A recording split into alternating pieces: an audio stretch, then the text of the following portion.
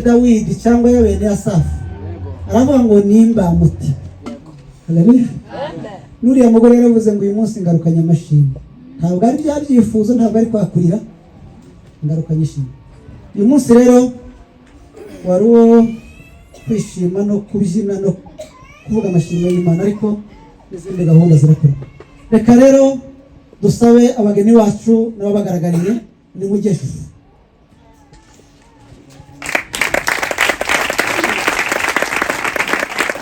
Reka mbasabe mutambuke hano imbere mwese.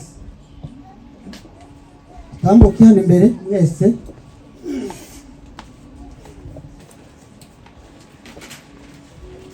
Hagarara hagutya wenda.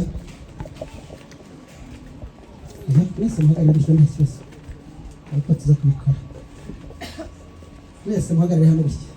Ikibazo. Murakoze cyane. Twakomeje tubaranga tubavuga, ariko tubavuga mutaraza. Turashima Imana rero yabanye namwe. Mbogamizi mu nzira Imana yazikuyeho, bageze n'aha hepfo kuri barriere naho barabahagarika, bari bafite imodoka, nabwo dutanga ama intervention birakuze. Dushimira Perezida bigize mu ruhare nubwo atari hano. Imana ibikoze rero ishimwe. Turabakiye siko se? Reka mubahe microphone avuga amazina, nitumara tubakire ndaza kubabwira kandi ukame kuko sinshaka kuza gutinda kugira ngo tuze ku ijambo ry'Imana. Hera kumwe vuga amazina, uvuga aho usengera, hanyuma tukwakire. Amen. Amen. Amazina ni Twishime Soleil, sengera hepfo muri Mutonde mu mwana wawe. Murakoze. Ajya. Haleluya. Amen. Umutoni Soleil nsengera muri Seripa y'Imana y'Umugisha. Murakoze. Yesu ashimwe. Amen. Nitwa Umuhoza Noella, sengera muri Karuvari Kigali. Murakoze. Amen. Amen. Nitwa Kayira Bienfait, sengera Gospel Mugera. Murakoze. Murakoze. Amen. Amazina ndashimiye rwose nange murazi sengera hano. Murakoze cyane. Aba nibo bashyitsi twari dutegereje, turaza kubatandukanya ariko turabakiriye. Ni ukuri kandi murasa neza, mwambaye neza, muraberewe, mumeze nk'umugeni wa Kristo. Amen. Yego.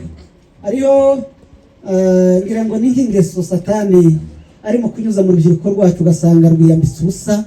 Ejo bundi kuwa gatanu twaganiriye n'abageni, ako kantu nako nsa n'ukibagiwe mu byo twaganiriye kandi byinshi, ariko ngo tumara gutandukana ndabahamagara kuri telefone. Hari akantu nibagiwe yemwe mu byo twaganiriye. Ndifuza ko muzambara mukikwiza. Siko se? Mugeni wambaye akikwiza n'abamugaragariye ntakiza gisananye. Hari mu kugenda ugasanga ibintu bicafu bwa Satani.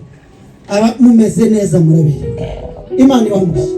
Ngiye kuara rimwe kabiri gatatu, nitumara tubakire abageni bacu rero baza gusigara abandi bagiye basubire muri. Rimwe kabiri gatatu. Ayo mashi n'ay'Imana, ariko namwe turabakiriye. Imana yabanye namwe kabayobora mukagera hano amahoro, nibagire neza. Musubire mu ntebe, abageni bacu basigare hano.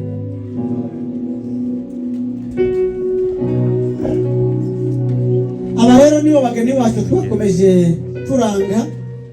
Twabivuze ngira ngo ukwezi kurashize tuvuga ubukwe bw'umwana wacu Ndayishimiye Boss.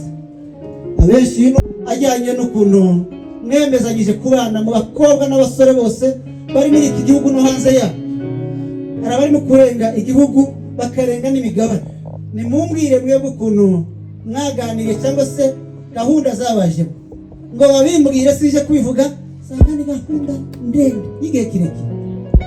Ndashima rero Imana, namwe mbashimira kuba mwarazirikanye icyo mwavuganye. Uyu munsi rero tukagira ngo tubereke itorero. Aba nibo benda kurwubaka, nibo bemezanyije bose. Ndayishimiye yararebye mu bakobwa bose muri uru Rwanda no hanze ya, ahitamo uyu murebe umuhagaze iruhande.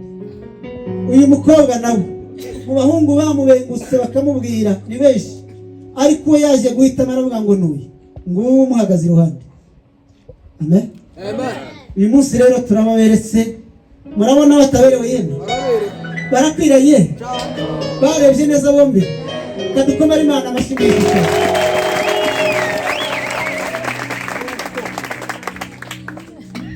Uriya yitwa Ndayishimiye boss, uyu mukobwa akitwa Nyirashimwe Divine.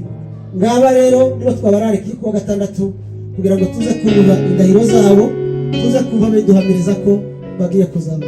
Reka sabe Pastor Amos tambuka hano imbere wa sengera Imana, bari mu myiteguro, ariho wenda ibikibura haba ku babyeyi haba kuri bo, ubwira Imana ngo ibajye imbere kugira ngo gahunda zose zizagende ko babiteguye ndetse izarushiriza. Ngaho sengera Mana data wa twese uri mu ijuru, urakoze Kristo Yesu, turagushima muri uyu mwanya w'iki gitondo cy'uyu munsi. asante sana, Watugiriye neza muri byinshi kandi byakozwe hano byinshi. Rero tugeze muri uyu mwanya w'aba bari bacu bashyitse aha baza kwiyerekana imbere y'itorero, bahaye bategura ubukwe bwabo. Ni wowe wabaremye, guhura kwabo cyangwa se kubana kwabo wowe wari ukuzi kuva kera bakiri mu nda za ba mama wabo, ariko rero uyu munsi barabigaragaje kuko bamaze kubivuga ngo bavuze kuko iyo gahunda bari bayifite kuva kera. Wowe Mana urarusha twebwe kubimenya icyo gihe batangiriye gahunda yabo. Rero turasabira ubu bukwe bwabo umugisha, turasabira aba bana kuzagubwa neza mu rugo rwabo, turasabira ibirori byabo bizaba ejo bundi hariya Kabarore, uzabibemo nk'Imana yabaremye kandi yabahaye uyu mwanya. Natwe abazaba bahari uzadufashe amaze ibi birori bizagende neza. Uri Imana izayumva ibyo dusaba, uri Imana izitegeka bikaba, uri Imana izifasha kandi igashobora byose.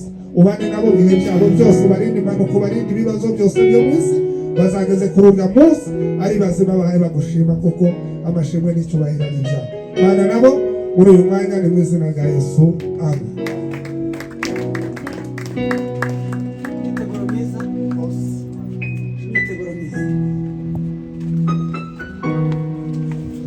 Murakoze cyane kwakira abageni bacu abararise twese uko tungana n'abandi bataje guterana, twese tuzahurira Kabarore kuwa gatandatu